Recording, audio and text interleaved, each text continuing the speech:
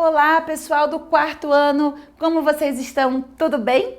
Eu sou a professora Juliana e vamos juntos trabalhar a aula de ciências no livro 2 sobre a cadeia alimentar. Nós vamos lá voltar a falar sobre a cadeia alimentar, o ecossistema, e nós vamos na página 138 do livro. Opa, abri a ficha, 130, livro aqui. Na atividade anterior, eu pedi para vocês reaproveitarem aquele ecossistema que vocês desenharam, ou podiam fazer um novo, só que vocês tinham que descrever lá certinho, né? As populações, a comunidade, o ser não vivo que é utilizado para a sobrevivência daquele ecossistema, ok? Lembrem lá de compartilhar com a gente, para poder a gente distribuir e ter material produzido pelas crianças, tão bonito que é. Então, vamos lá para o nosso livro, na página 138. Deixa eu abrir aqui. Ó, sobre a cadeia alimentar agora. Vamos falar aqui. Nossa primeira imagem que nós temos aqui, bem grandona, né? Que é o sapo caçando o gafanhoto que se alimenta de grama. Então, olha lá. O sapo caçando um gafanhoto que se alimenta de grama. Cadeia alimentar. Para muitos seres vivos, a energia e a matéria são obtidas por meio de alimentação. Nós já vínhamos falando sobre isso. Que, por exemplo, um bebezinho nasce lá com 3 quilos. Aí ele vai crescendo, crescendo, e quando chega aproximadamente com 9 anos, lá com uns 25 quilos mais ou menos, como que ele se desenvolveu e cresceu dessa forma? Utilizando os alimentos, se alimentando, e através do alimento ele obteve a matéria e energia para todo esse crescimento e desenvolvimento. Alguns produzem o próprio alimento, já outros precisam se alimentar de outros seres vivos, retirando deles a energia e a matéria de que precisam. Nesse caso, um organismo se alimenta de outro. Este, por sua vez, pode se alimentar ainda de outro e assim por diante. Então, olha lá, um animal se alimenta de outro, que se alimenta de outro, que se alimenta de outro, que se alimenta da grama, e todo esse processo a gente chama de cadeia alimentar. Essa relação entre os seres vivos é denominada cadeia alimentar. Viu como eu sou esperta? Isso aí, ó, antes do livro. A palavra cadeia se refere à ligação ou conexão entre os elementos envolvidos na situação. Então, que uma coisa está ligada à outra. Um depende do outro. As cadeias alimentares são sempre desenhadas apontando o sentido do fluxo da energia. Ou seja, no sentido, quem é a fonte de alimento para quem está sendo alimentado. Observe o seguinte esquema.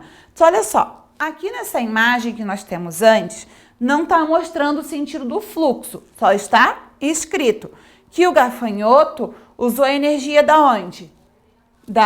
Do mato para se alimentar, aqui da grama, né?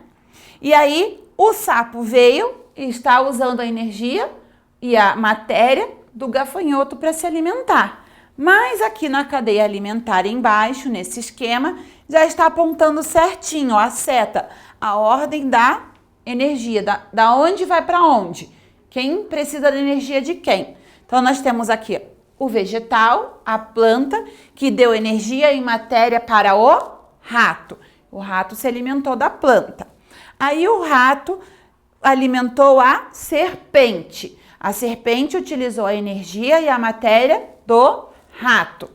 Aí a serpente foi alimentar o gavião, serviu de alimento. Oh, meu Deus! O gavião se alimentou da serpente. Então, o gavião utilizou a matéria e a energia da cobra para se alimentar. Então, foi um utilizando o outro. A planta, o rato, a serpente, o gavião. Ok? O exemplo de uma cadeia alimentar. No exemplo anterior, A planta serve de alimento ao rato, o qual serve de alimento à serpente, que por sua vez serve de alimento ao gavião. Igual a gente, por exemplo. Você já parou para pensar no seu alimento aí?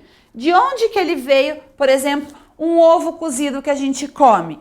Ele veio de quem? Da galinha. A galinha se alimentou de quê? Do milho, para poder comer, por exemplo, né? Ela pode comer outras coisas. Ou ela comeu minhoca. E assim por diante, certo? A vaca, do leite que a gente toma em casa. A vaca se alimentou de quê? Do capim. E aí o capim deu energia e matéria para a vaca e a vaca deu o leite para a gente. Como também pode dar a carne para nos alimentarmos. São vários exemplos de cadeia que existem aí. Assim, seguindo as setas, é possível saber para qual direção a energia e a matéria vão. Da planta vai para o rato, do rato para a serpente e da serpente para o gavião. Olha lá com a lupa na mão. Até rimou, gavião com a lupa na mão. Que outro exemplo de cadeia alimentar você conhece? Registre sua resposta ao lado por meio de escrita ou desenho. Lembre-se de representar o fluxo de energia de matéria usando setas. Vamos pensar juntos nessa atividade? Olha lá. Vamos fazer aqui, ó. Pensei em alguns exemplos para a gente falar. Vamos começar pelo capim aqui, ó. O capim serviu de alimento para o coelho. O capim, ou pode ser um vegetal. Ah, professor, o coelho come cenoura. Pode ser também. Aí, a raposa veio e comeu o coelho. Aí veio quem? Um leão e se alimentou da raposa.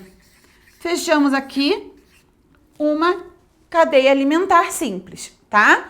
Vocês podem pesquisar por aí e encontrar os decompositores, porque depois que o leão morre, vem lá os fungos e as bactérias se alimentam do leão. Mas nós vamos ver isso lá pra frente.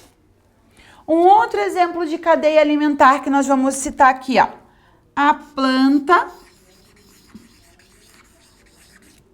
Aí veio a borboleta. A borboleta. Que animal pode se alimentar da borboleta? Um sapo. O sapo se alimentou da borboleta.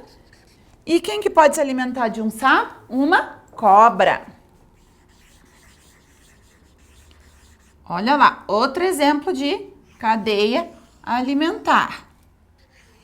Vamos pensar num tipo de cadeia alimentar que envolva o homem? Então, vamos lá. O capim. A vaca vai. O boi, vamos fazer do boi aqui. O boi se alimenta do capim e o homem se alimenta do boi.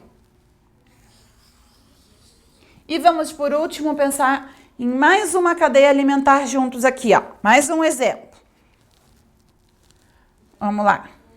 O mato, né?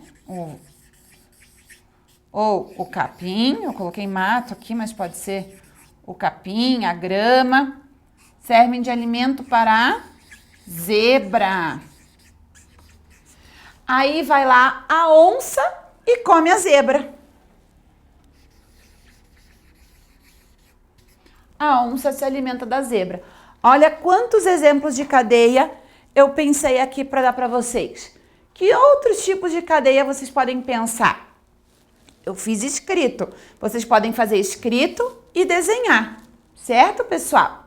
E aí, como atividade de casa hoje, vocês vão fazer lá a ficha de atividades número 1. Tá? Ó, é um conteúdo que nós vamos trabalhar mais aprofundado na próxima aula. Então, eu vou sugerir para vocês, assim, darem uma lidinha no próximo capítulo, lá na página 141, vocês vão dar uma lida. E aí, nós vamos fazer essa atividade juntos na próxima aula, pode ser? Fica melhor assim. Porque aí vai ser um conteúdo que nós vamos trabalhar na próxima aula e a gente faz juntos. Eu acho que fica melhor dessa forma. Aí a gente vai explicando e vai fazendo junto essa atividade. Certo, pessoal?